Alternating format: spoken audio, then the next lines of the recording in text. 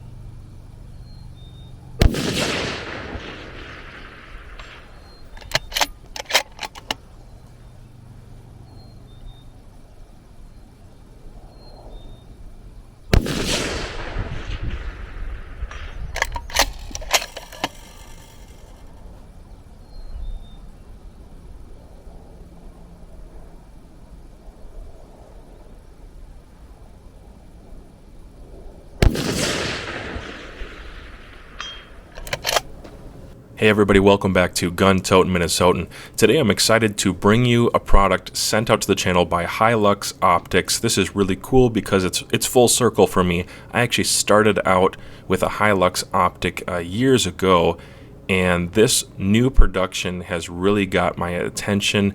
I think Hi-Lux is one of the companies I could actually thank for getting me into long-range shooting. The first shot I took past 200 yards was with a Hi-Lux optic, and they're getting into the PRS game with the PR5 here, and I'm very excited to tell you more about it. Here's a few of the stats real quickly. The magnification range is 5 to 25. The objective lens diameter is 56 millimeters. The eye relief is 3.5 inches. Parallax 10 yards to infinity. Field of view is 24 feet down to 4.8 feet at 100 yards. It's a 34 millimeter tube. The length is 16 inches. The weight is 40 ounces, and it has 32 mils of internal travel. It's made out of 7075 T6 aluminum. It does have a zero stop, and it has ELD glass with an APO objective. Very, very cool. I've been able to run this out past 1,000 yards. It sure beats my old 200-yard shooting when I first started in, 2016. But I thought I would start off with some of the features, and then we'll get to 600 and 1,000-yard shooting.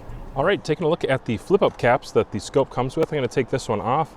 I've got this one loosened up, but if you can see here, it does actually have an Allen that tensions on there, and so you can get a custom fit, the exact fit that is right for the tension that you need. And I like to have mine just offset to the right so it doesn't impede my field of view to the left or my bubble level. And I'll tighten that back up here in a little bit. Flip caps are nice quality. I'd say they're decent. They appear to be single stage to me. Yeah, I don't want to break it, so I think that's a single stage. But pretty tactile and clicky. It's the way I want them to be. And I'll be able to test them in the winter and tell you what I think a little later. But it does come with both of those, and that's a nice addition to this optic and setup. I'll take that off one more time, and now we'll take a look at the ocular focus. Now the ocular focus does have a nice amount of grip on there, but you really don't need it because this thing is buttery smooth, very, very, very smooth, and also does not require very much force to get it to move out. And there's a huge amount of travel. The corrections, if you have bad eyes, I suppose this is a good scope for you because this one has a lot of travel. If you have astigmatism or you're very, very nearsighted or something, this seems like, man, that's a huge amount of travel.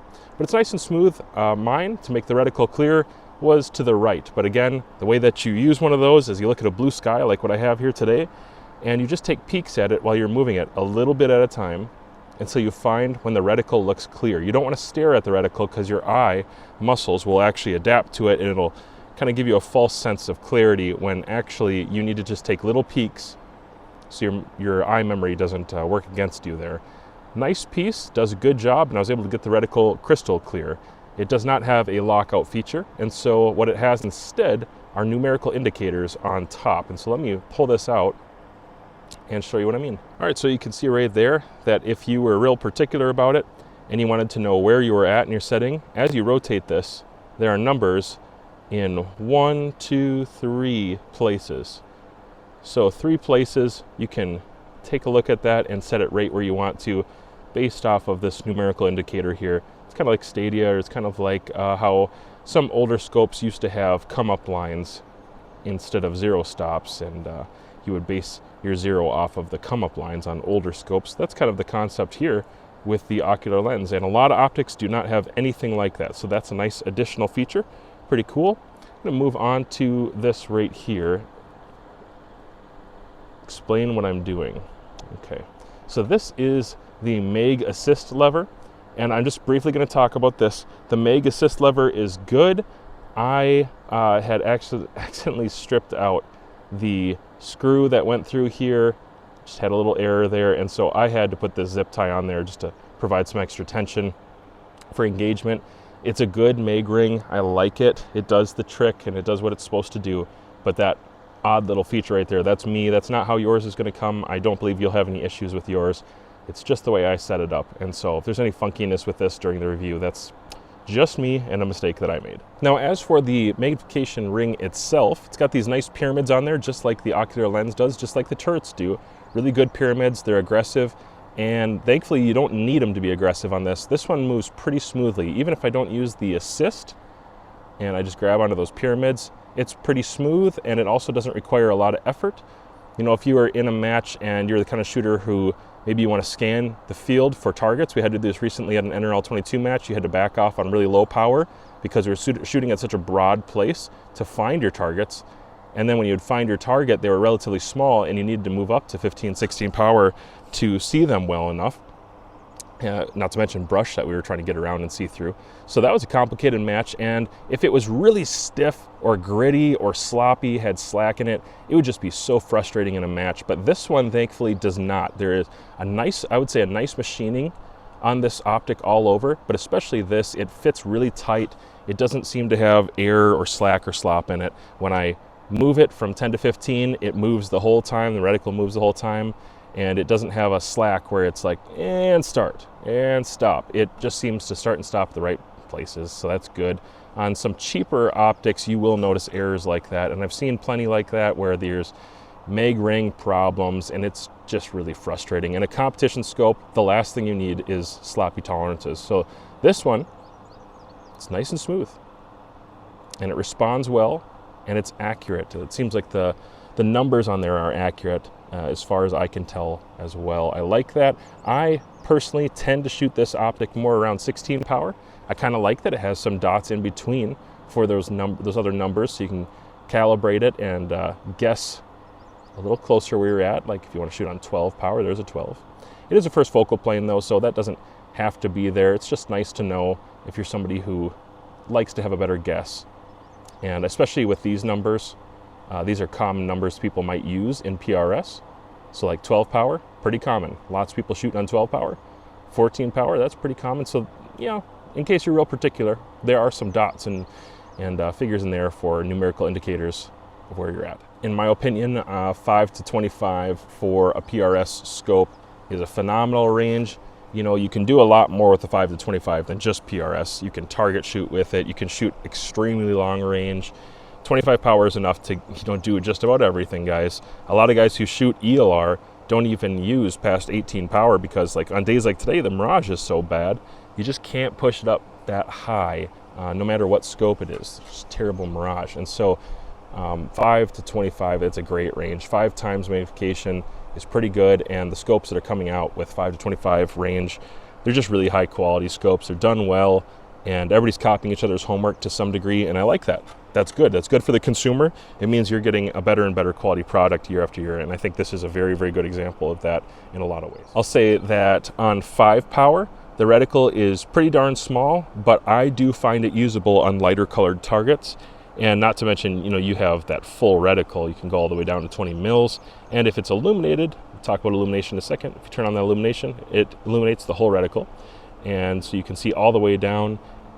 I think most of the time, the lowest power I feel like shooting this one on is right around 8. I can still make out that center dot a little bit, even with my not perfect vision. I can see that center dot. It is a small center dot in that reticle. But with 8 power, I can get a huge field of view. I can see all my targets down there, and I can still spot for people a little bit passively. I prefer to spot maybe around 17 to 20 power for a lot of things. And if you really needed to see what, little bug hole groups you're shooting down there, see your bullet holes, you might want to bump it up to these higher powers. But like I said, on days like today when the mirage is so bad, it doesn't necessarily help. It doesn't improve clarity, okay? That's not something that's going to happen. There's no magic with optics. There's always a trade-off. And so I would say with the glass quality of this optic, preferred range for me is around 16 to right around that 20 power. Somewhere in there is kind of the max that I wanted to go for it. But I have run it at 25 power a few times when I had this mounted on an air rifle. Having a 10-yard parallax capability is really cool. And then being able to blow up your target that big with 25 power, I don't care if it's a little blurry or not. It's awesome to be able to shoot super tiny groups with an air rifle. So hey, you air rifle guys, if you are looking for an optic, this is a really cool one. And 525 magnification with the feature sets that this has, I think it's also a great air rifle optic. But right now it's living on my 308.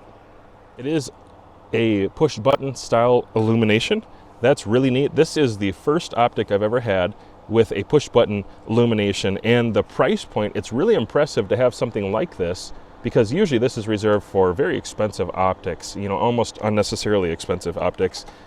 And this is cool. It does probably add a little bit to the package and the cost and the size of the bulb here, a couple things, but it's not too bad, guys. I think it's done pretty well. You have your plus on top, you have your minus on bottom. So if you want to turn it on, you can just hit the button, hit your plus sign, and it'll turn on. And if you want to turn it off, you just hold it down for a moment. And so I'm going to count for you how long you have to hold down. So when it's on, let's see here. When it's on, and I just hold it down for 1, 2, 3 seconds. Seems like it turned off right there. And obviously you can go more dim or brighter if you'd like. On days like today, it is not going to be bright enough to compensate with full all-out summer daylight or desert daylight. That's way too bright for something like this, and most of the time you're not going to need that in a precision rifle scope. I would say it's great for late evening, early morning, or really cloudy days. I do think you could still see it on a pretty cloudy day.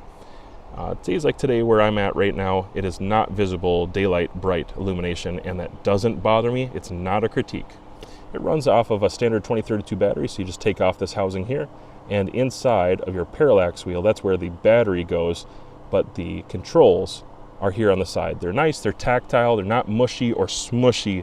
They're pretty firm and clear when you're pressing them, so you'll know. Just don't forget to turn it off by holding it down for about 4 seconds, and it will turn itself off and preserve your battery life a little longer for you. As I already mentioned, I really appreciate having a 10-yard parallax. In fact, I recently gave a critique to another optic that, optics are just improving so much. Precision optics are improving so much. I like that.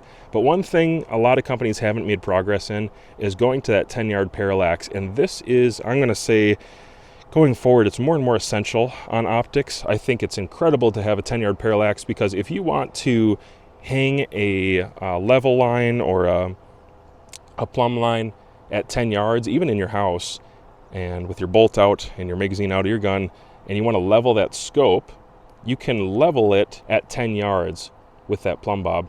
And that's a really cool way to do it. And not to mention, like the air gun industry, it's growing. There's a lot more people doing air gun stuff. 10 yards is kind of the basic minimum at 10 yards. And of course, you wouldn't want to shoot closer than that anyways, but 10 yards is phenomenal. So well done on the parallax distances. It doesn't have a lot of other numerical indicators on here. As you can see, it's just a broadening, thickening line as it goes up. More and more scopes are doing that for various reasons, right up to infinity. And I think it just gives them less complaints, because it's up to your eye to figure out what's good and what's not. Here's my slight critique. I'm going to say that it's too firm as far as the amount of force it takes to move it around. I believe I heard somebody else that I know mention that that's kind of intentional, because people don't want it going out of focus when they're shooting. They want it to be a very intentional movement. And I will say, you know, if you've got man hands, you can move it around smoothly enough. It's not like choppy, it's not gritty, it's not sloppy. It's just requiring a lot of force to move it compared to, like, let's say the magnification lever or the diopter adjustment. It's just not on that same par of smoothness, but it is, or easiness, I should say. It is smooth. It's just not super easy to move the dial around. But when you are shooting at, let's say, 500 or 600 yards and you're moving to 700 yards, it's a very small amount of movement, technically. If you're going from 500 yards to 1,000 yards, it's not a lot of movement.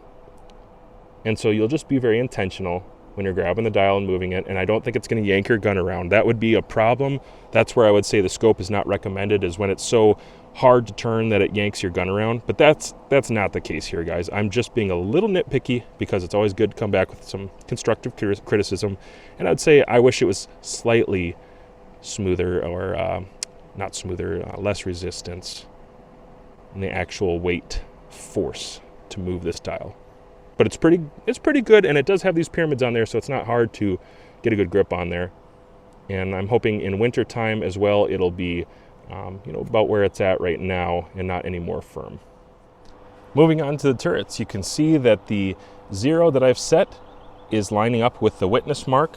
That is a good thing. I do have a couple things to share about the turrets here. They are lift to operate on both sides, and you either like that or you don't, but I guess it's real easy when you have them to just leave it up. If you really don't want them to be lift to operate, you could just leave it in the lifted position and your problem is solved. That's really not an issue for me at all. I don't have to have locking turrets personally, but I know a lot of people, more and more so, are asking for that. And so I think the optics producers are responding to the market and the request, and that's a good sign. They're letting the people who are actually using the products dictate what the products look like and what's inside the product. And so lift to operate, if you like that, great. And lifting force, there's I'd say an appropriate amount of lifting force on mine. Now, resetting, it's just a little finicky. I'm not gonna say it's bad. It's not bad. It's a little finicky. You kind of find the notch, and then when you find the notch, you maybe just give it a little shimmy. So just down, and there's just a slight shimmy to it. That's really not that big of a deal, guys. So if I can just show you, I had to shimmy it a little bit to get it to line up on that 0 exactly. But it does what it's supposed to do. And as far as tactileness and crispness, I'm gonna let you hear in a second, I would say really nice. There's a little bit of rebound in there, or backlash. I can't remember what the term people are giving it now, but just a slight amount of movement, but not so much that it's going to be confusing about how many clicks you've done. It's just, if I try to make it look like that, I can make it look like that. But otherwise, when I'm actually just dialing, it doesn't do that. It's pretty solid.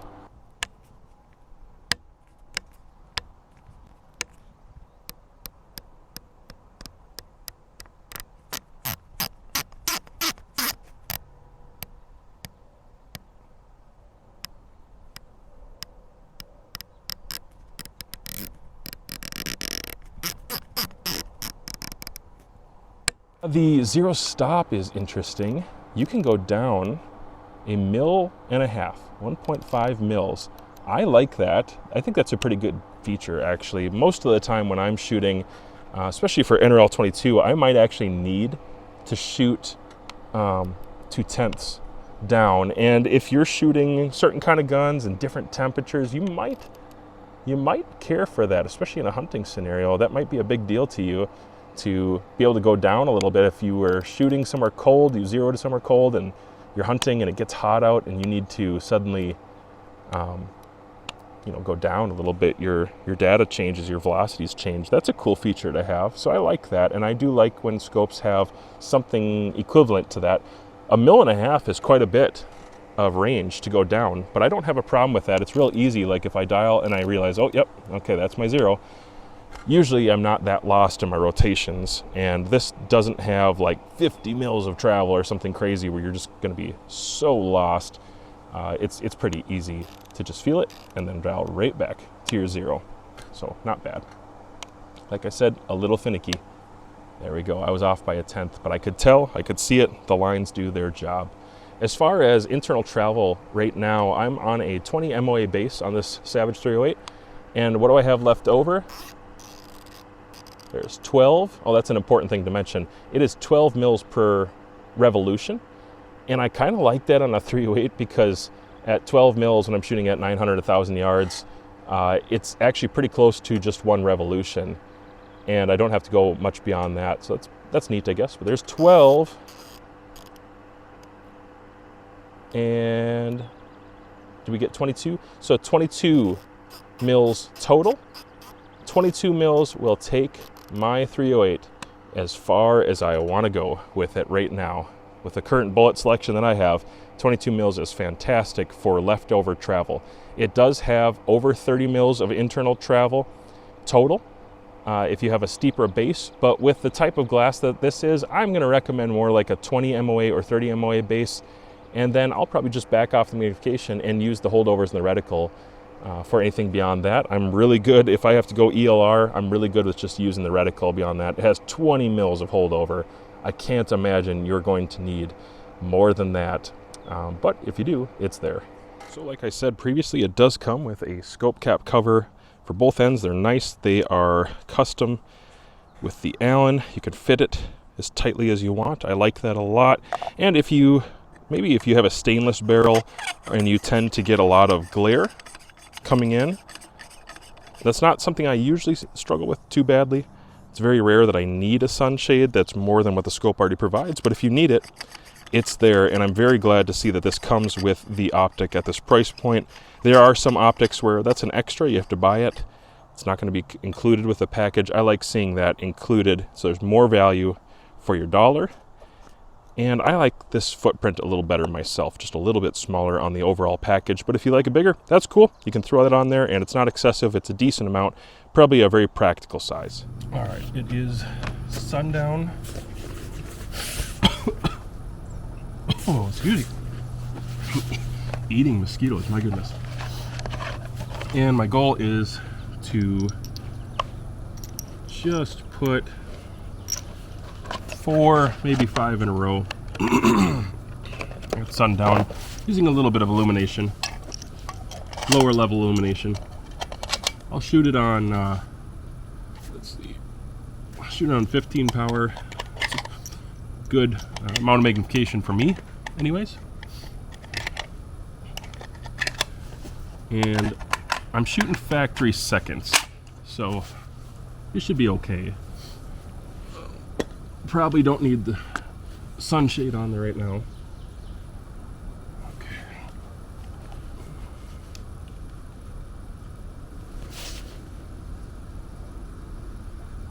Yeah, that's nice.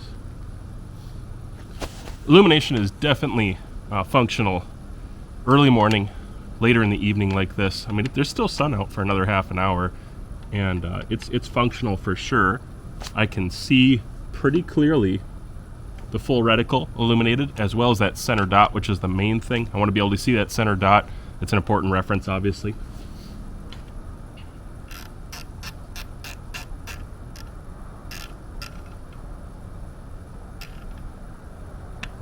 It is interesting having 12 mils per revolution on this optic. It's a little different from my brain, but it's just a learning thing, which is the same with all gun stuff. It's just a learning thing. And it's interesting doing that with 308 and 175s. When you shoot at 1,000 yards, well, I'm shooting 1,030 right now, but when you shoot 1,000 yards, having 12 mils per revolution, it puts you pretty close to what your data is usually going to be with a single rev. Okay.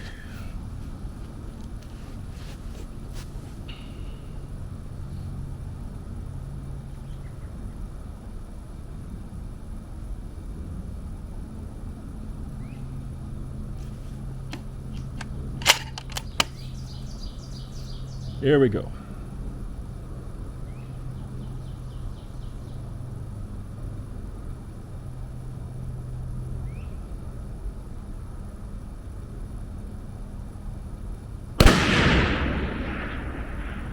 Impact. Hopefully you can hear those.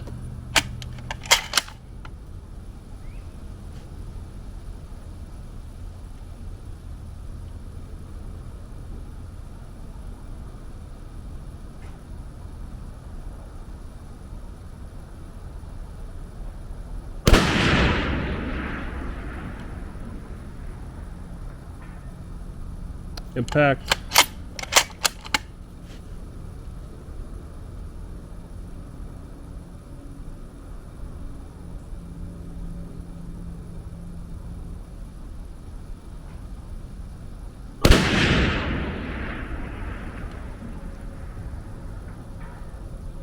impact. Wind is changing up on me a little bit.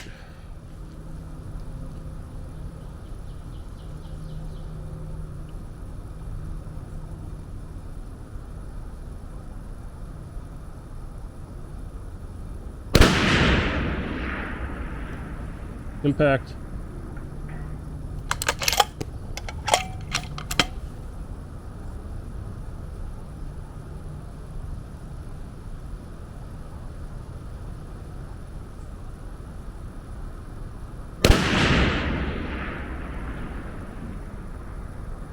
Impact. A little bit of a glance.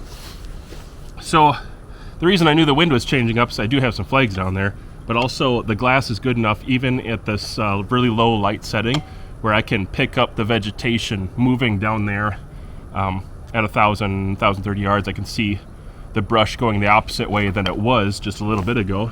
And so obviously the glass is keeping up with what I would expect for the price point. And it's doing the job of letting me see my impacts. I can see my impacts on the steel like easily, even at 15 power. At 25 power,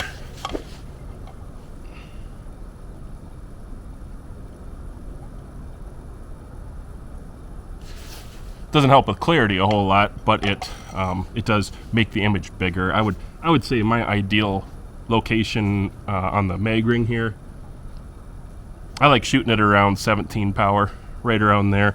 Really nice image, great field of view there. Eye box is not terribly sensitive, and I get a huge portion of the reticle. You can still see 9 mils there, and use it at the bottom of the glass if I just wanted to do holdovers for closer distances.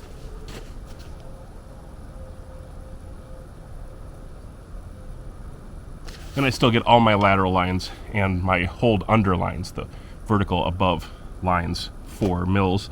And I like being able to see that full picture and field of view, especially if I get a wild round and the wind is changing up and I just want to see where it goes in the vegetation. But the glass is definitely keeping up here at dusk, and it was early this morning too.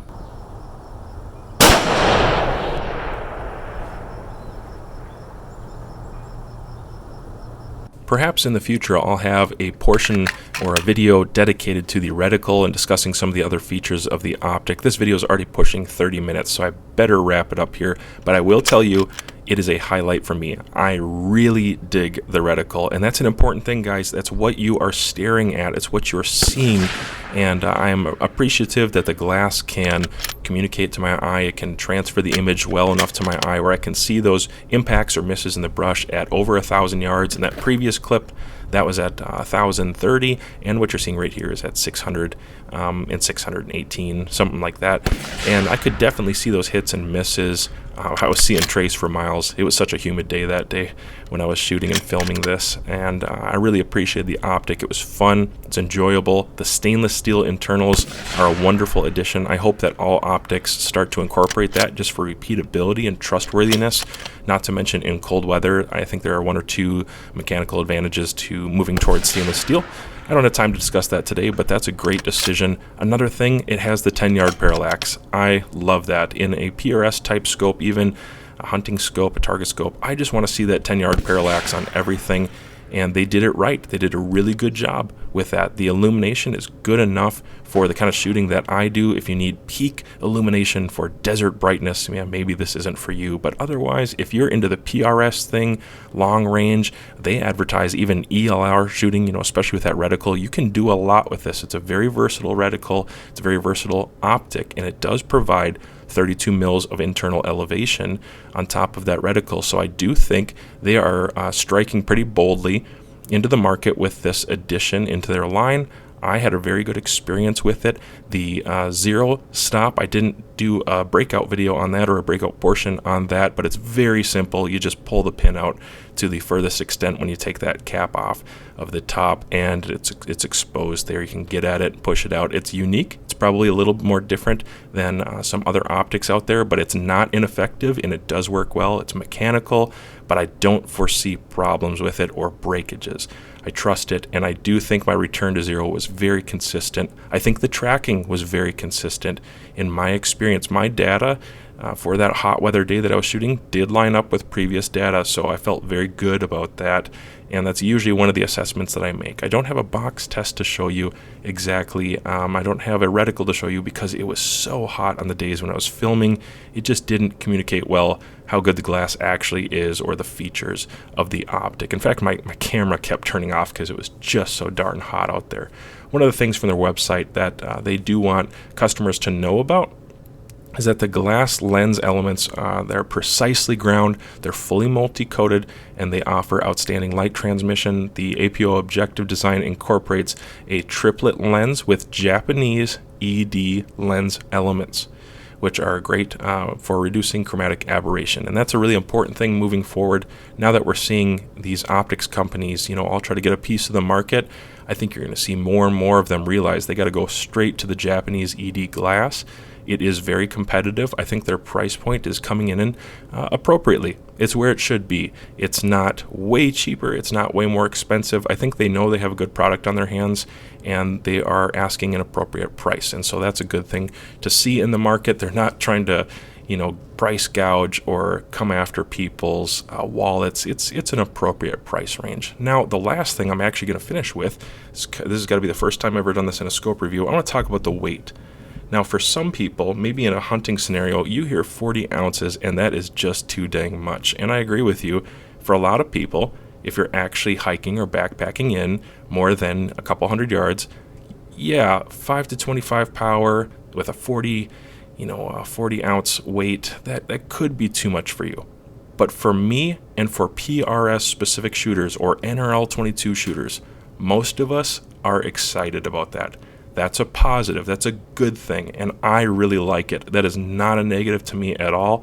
I like that when I put this on my rifle, it helped tame recoil just that much more. I could actually tell. I think I've got enough rounds through that 308 now, thousands of rounds. I can really tell when I have a lightweight optic on there or a heavier weight optic, and that's not a bad thing. So well done. I think as far as the name designates and what they're telling us about the optic, who they're marketing to, I think they've done a wonderful job entering the market, especially the PRS market, the NRL 22 market. I think they did a wonderful job with this. There are one or two things that I gave a critique on. They're very small, but in the future renditions of optics, maybe just a little bit less force to move that parallax wheel around. But even if they did not take that advice, I still think this is a good optic. If the version 2 still had a little bit of a stiff parallax wheel, but the other features were on point as this one has, I'm going to say it's great. It's very, very good. The other thing, I had a little bit of an error with my Magnification assist lever. Don't forget, that was me. That's not the brand. It's not the manufacturing error or anything like that. It was just me. I messed up something there. So if you saw some wiggle on that device when I was moving it around, again, I don't think it's going to be like that with others. The other optic reviewers did not have that issue. It was just me. As far as I can tell, I screwed it up and maybe cross-threaded or something, stripped it out. That's just my mistake. And I want to say a quick thank you to Hi-Lux Optics for sending this out to the channel. It's really cool. Like I said, it's full circle from me. Very much so appreciate this. If you're watching this and you want to see more content with this, let me know down in the comments section. Or if you have one, you have experience with it, or another Hi-Lux optic, I'd love to hear about that. Comment that down below as well. I will be producing more content with this, probably on a rimfire, so I can test out those stainless internals a little bit further than the 14 mils I have so far. I trust the return to zero, I trust the tracking, but I would love to try it on my rimfire, seeing that it has the 32 mils of internal, as well as that awesome reticle that has just so much holdover. I'm going to test it out more in the future. If you don't think this is the right one for you, or you have a classic rifle or an older rifle, don't forget that Hi-Lux actually has a history of producing really neat optics for some older rifles, and I mean really old rifles. Check out the website hi-luxoptics.com. Head over there, and they're going to show you a couple of things that they've worked on for some, maybe custom mounts or older mounts, things that you're not going to be able to get almost anywhere else. they produce them. That's a really neat part of the market as well. Historic rifles and mounts, things that you're going to need if you get one of those historic rifles and you want to put an optic on it. So check out, again, that's hi-luxoptics.com, or you can go over to their social media pages as well and see how other people are using them. Don't forget to like, share, subscribe to my channel. I appreciate it. It grows my channel and it grows the 2A community as well. I also have an Instagram and a Facebook if you want to connect with me there. Stay tuned, guys. I'm going to have more content coming for Hi-Lux Optics. I believe they are going to stick around in the market, and we'll probably see other offerings in the years to come.